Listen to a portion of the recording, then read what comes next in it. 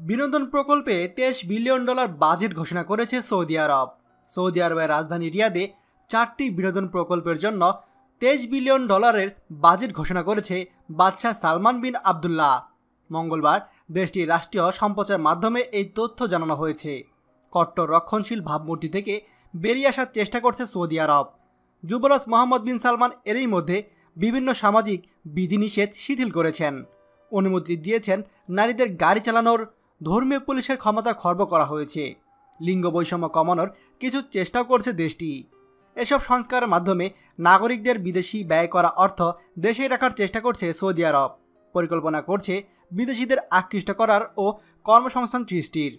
বাদশা ঘোষিত নতুন এই প্রকল্পে একটি পার্ক, একটি স্পোর্টস ট্র্যাক ও একটি আর্ট সেন্টার রয়েছে। এছাড়া রাজধানীর প্রধান সড়কগুলো যুবরাজ মোহাম্মদ বিন সালমানের নামেও নামকরণের নির্দেশ দিয়েছে সৌদি বাদশা। এর আগে সৌদি কর্মকর্তারা দাবি করেছিলেন, বর্তমানে সৌদি নাগরিকরা প্রতি বছর বিনোদনের জন্য বিদেশে গিয়ে $2000 কোটি ব্যয় করে। এর 1/4 নিজেদের দেশে রাখতে চাওয়া লক্ষ্যের কথা জানান তারা। গত বছর সৌদি বিনিয়োগ কর্তৃপক্ষ 1 দশকের মধ্যে অবকাঠামোগত খাতে 24,000 কোটি রিয়াল বিনিয়োগের ঘোষণা দেয়। এর মাধ্যমে সৌদি জিডিপিতে বছরে 1800 কোটি সৌদি রিয়াল যোগ করা ছাড়াও 2030 সাল নাগাদ 2,24,000 কর্মসংস্থান সৃষ্টির লক্ষ্যমাত্রা নির্ধারণ করা হয়। যেহেতু 2030 সাল নাগাদ 2,24,000 কর্মসংস্থান তৈরি হবে সৌদিতে, তাই নিঃসন্দেহে বলা যায় এখানে আমাদের প্রবাসীদের চাকুরি হবেই। সৌদি সরকার যত বেশি মেগা প্রকল্প হাতে নিবে, আমাদের প্রবাসীদের কর্মসংস্থান ততই বাড়বে।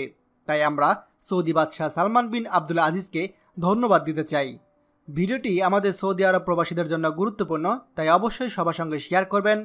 আর আপনি যদি আমাদের চ্যানেলে নতুন হন তাহলে আমাদের চ্যানেলটি অবশ্যই সাবস্ক্রাইব করুন সৌদি আরবের সকল খবরাখবর সবার আগে জানতে।